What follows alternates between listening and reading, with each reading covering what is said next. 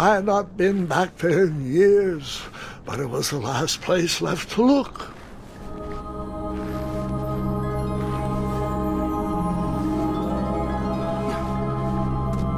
Those lost wishes weren't the treasure I was after.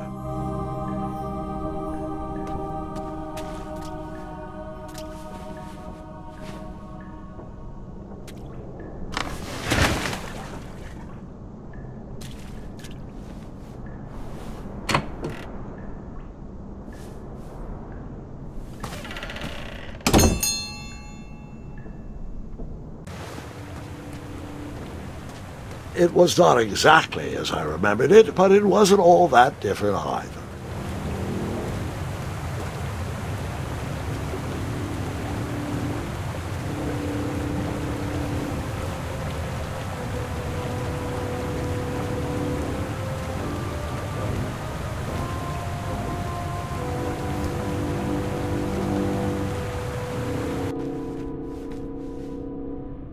Two odd contraptions guarded the lost treasure. I would have to turn one and see what happened.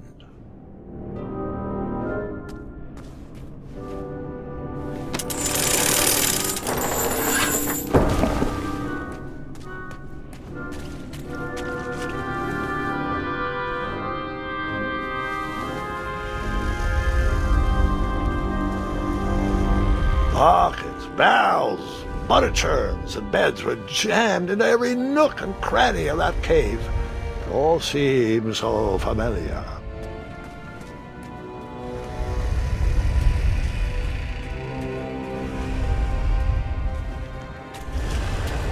Wait. Hold on, Grandpa. I don't remember this part of the story. Beds hanging from stalactites? We'll get there, Gwendolyn. Don't worry. No detail in this story will be overlooked. Now, where was I? Ah, yes.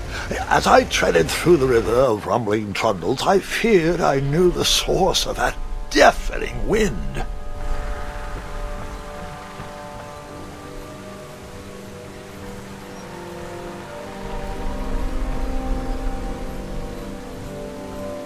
Nestled beneath a slumbering pile of teeth and claws was... Fabled mirror! Oh, so you remember this part of the story. Well, dragons are my favorite. You want to tell this part? Yes! King Edward sent me, the greatest knight in all of Daventry, on a quest to return his stolen mirror. A gigantic, hulking beast of a dragon was the last thing in my way to... My way to add a shinier hat to my collection.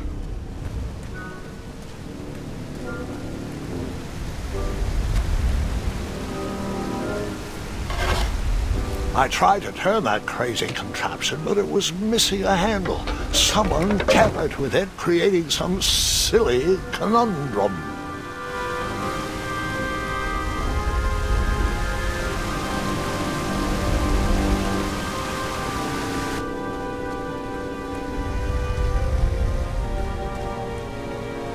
Volumes of old books with foreboding titles clutter the shelves of that strange bedroom.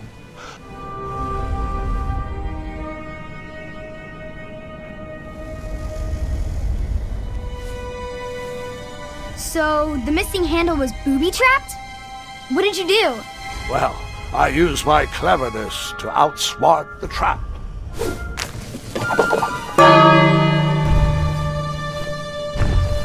Then I used my cleverness to hide.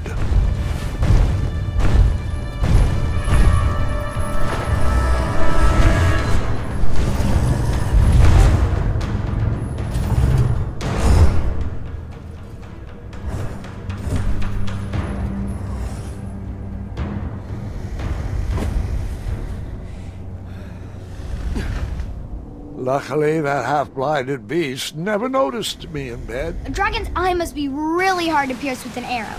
At archery lessons, I can barely hit a hay bale. It is indeed a feat only for skilled archers.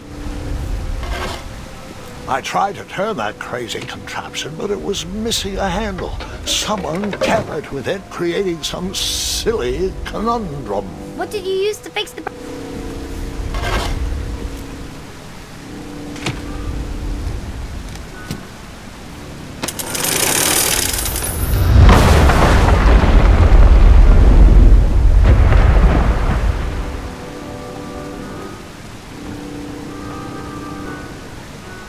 The dragon's chains were coiled around a gigantic switch mounted to the cave wall. This cave seemed to be filled with failed adventures.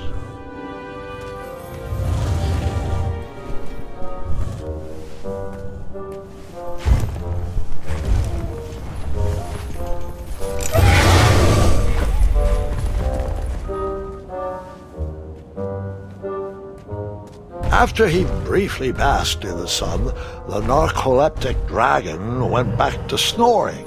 I probably sleep all day too, if Amira was my only friend.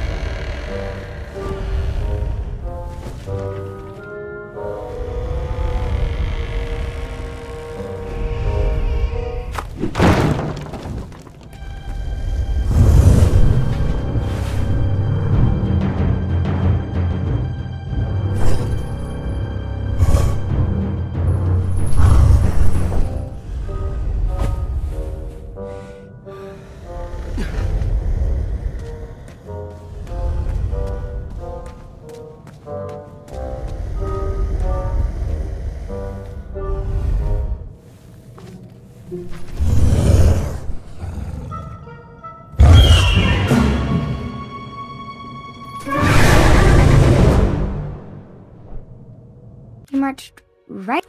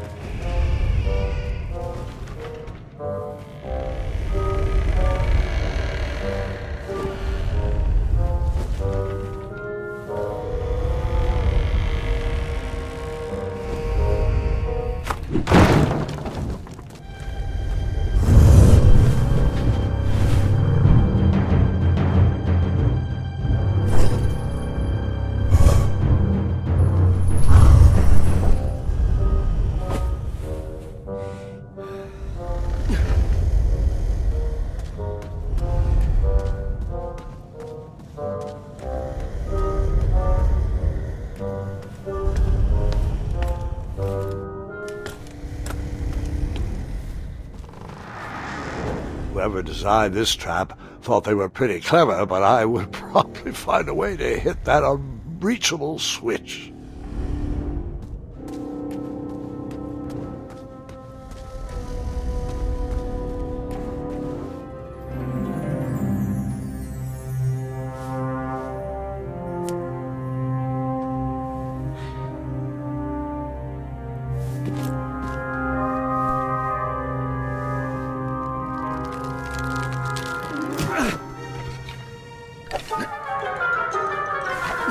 Yeah.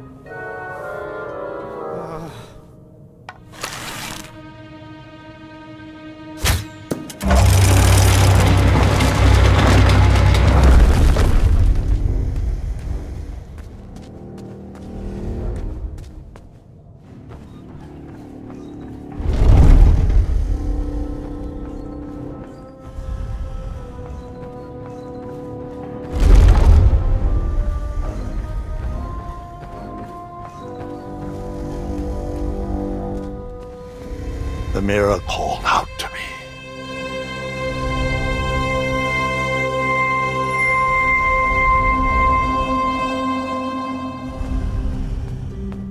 A ridiculous feeding contraption was cobbled together to keep the beast, and probably its owner, alive.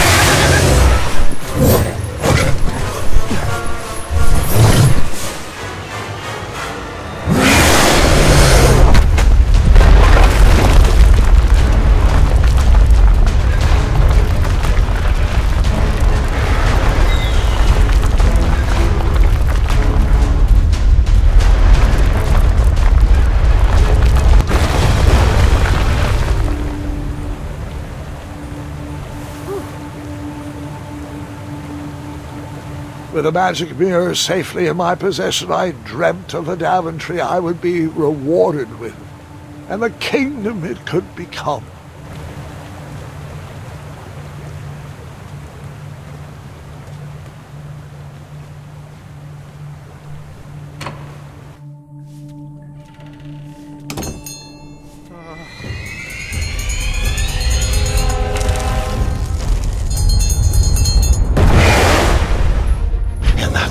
Second, I had three choices in front of me. Any would clear my path to safety, and all would have rippling consequences.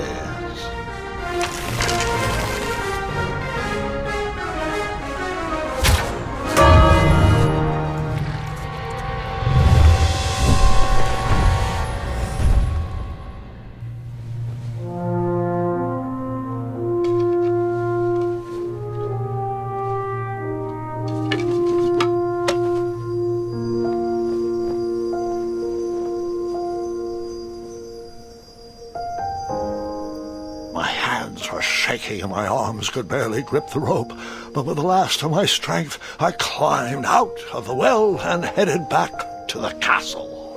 Ever since the magic mirror returned, its reflections have warned the kingdom of danger, kept our family safe, and it has exposed many troublesome crumbs tangled in my beard. Yeah. King Edward was so proud that you returned his lost treasure that he made you king. Everyone knows that part. Now, can we get back to that dragon? Gwendolyn, there is so much more to my stories than dragons.